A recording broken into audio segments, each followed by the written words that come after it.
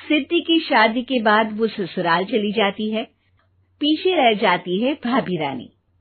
सिद्धि के ससुराल जाते ही भाभी कहती है, अरे वाह जी वाह, सारे कपड़े मेरे। हाय रे पैंट, अरे वाह वाह, मजा आ जाएगा। अरे ये सिद्धि की अलमारी के सामने खड़े होकर क्या बड़बड़ा रही है? जा जाकर देख मेहमानों को विदाई की मिठाई मिली कि नहीं। अब हाँ माँ जी, क्यों नहीं, लेकिन पहले कपड़े तो बदल लूं। अब रानी आ जाती है सिद्धि के उन कपड़ों में जो वो ससुराल जाने से पहले घर छोड़ जाती है। अरे रानी, कुछ दिन रुक जाती।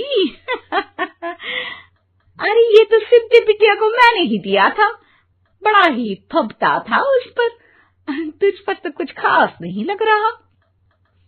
अब वो ना मेरे सारे कपड़े गीले थे तो सोचा पहन लूं। वैसे भी सिद्धि को कौन सा भी पुराने आउटडेटेड कपड़ों को पहनना है। वैसे भी ये सूट तो मैंने तभी पहना था, वैसे खास है भी नहीं ये। हाँ ठीक है, लेकिन ना मेरी सिद्धि पर तो जमता था। सारे मेहमान चले जाते हैं और सिद्धि ससुराल से मायके पहली बार आती है। ओह, अपना घर, अपना कमरा, अपनी अलमारी। ये बोलकर जैसे ही सिद्धि अलमारी खोलती है तो सामने उसके कपड़ों की जगह कुछ और ही रखा होता है। माँ, ओ माँ, जरा कमरे में तो आना। सास और रानी वहां पहुंच जाते हैं। रानी ने पहनी होती है सिद्धि की जींस और टी शर्ट। अरे भाभी, ये क्या? ये तो मेरी बड़ी ही महंगी टी शर्ट है, इसे आपने घर में क्यों पहनी है? अरे बहुत मिलती है दीदी ये चौक की मार्केट में, 150 में। ओ भाभी प्लीज, ये एरोपोस्टल है, 2000 की एक टी शर्ट। ओहो, 2000 में तो दीदी 4 साड़ी आ जाए। अब क्या बोलूं? भाभी, ये मेरी अलमारी में छोटू के कपड़े, तो मेरे कपड़े कहाँ हैं? मेरी अलमारी में? अब दीदी आपको कौन से पुराने कपड़े पहनने थे? माना भाभी, लेकिन मैं जब घर आती तो यही सब पहनती ना। अरे तुम तो बड़ी कंजूस हो दीदी। खैर, वक्त आता है जब सिद्धि ससुराल के लिए रवाना हो रही होती है। अरे रानी, अंदर से सिद्धि का गिफ्ट ले आ, लड़की पहली बार ससुराल से मायके आई है। रानी अंदर जाती है और एक सिंपल सी साड़ी लेकर बाहर आ जाती है। ये लीजिए माँ जी।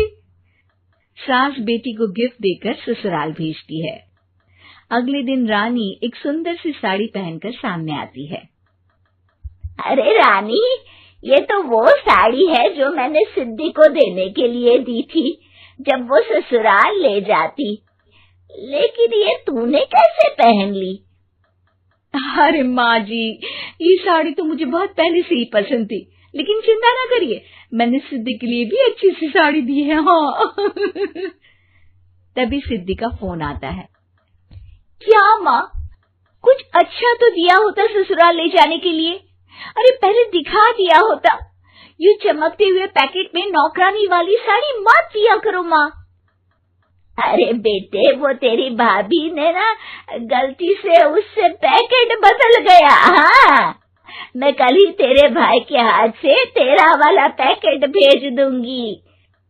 अरे रहने दो माँ, आई एम श्योर भाभी ने अभी वही साड़ी पहनी होगी जो तुमने मेरे लिए रखी थी। तुम तो समझ नहीं पाई उनको। खैर छोड़ो, मैं ज्यादा बोलती अच्छी नहीं लगती, रहने दो, आपको उन्हीं के साथ रहना है, फिर बात करेंगे। सास को रानी पर गुस्सा आ जाता है। वो उसके कमरे में जाती है जहाँ वो शादी का एल्बम देख रही होती है। रानी, मार्केट जाकर एक ऐसी ही साड़ी लेकर आ, कल प्रतीक जाकर सिद्धि के घर दे आएगा। अरे क्यों माँ जी, कितनी साड़ी देनी है दीदी को? यहाँ कोई सेल लगी है क्या? अरे चुप कर, मेरे बेटी के हिस्से की साड़ी खुद पहन ली, अब ज्यादा ज्ञान बांट रही है। एक दिन सिद्धि का फोन आता है। माँ, मेरी सास ने आज सबको खाने पर बुलाया है। सारे लोग सिद्धि के ससुराल पहुंचते हैं। खाना खाकर वो लोग निकल रहे होते हैं कि सिद्धि की सास सभी को गिफ्ट देती है।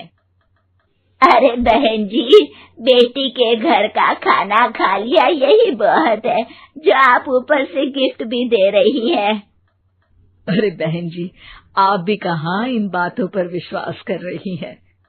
सास सभी को गिफ्ट देती है, लेकिन रानी को जो साड़ी देती है वो अजीब सी हरे रंग की लाल रंग के बड़ी छाप वाली होती है। अरे छी छी, ये कौन पहनेगा? सासू माँ को तो जरी वाली इतनी सुंदर, और मेरे लिए ये नौकरानी वाली।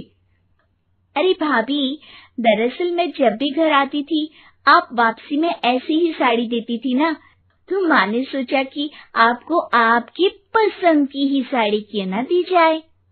बेचारी रानी, बोलती भी तो क्या। सिद्धि और सास रानी का चेहरा देखकर हंसने लगती है, तो रानी समझ जाती है कि अपने ही बिछाए जाल में वो फंस चुकी है।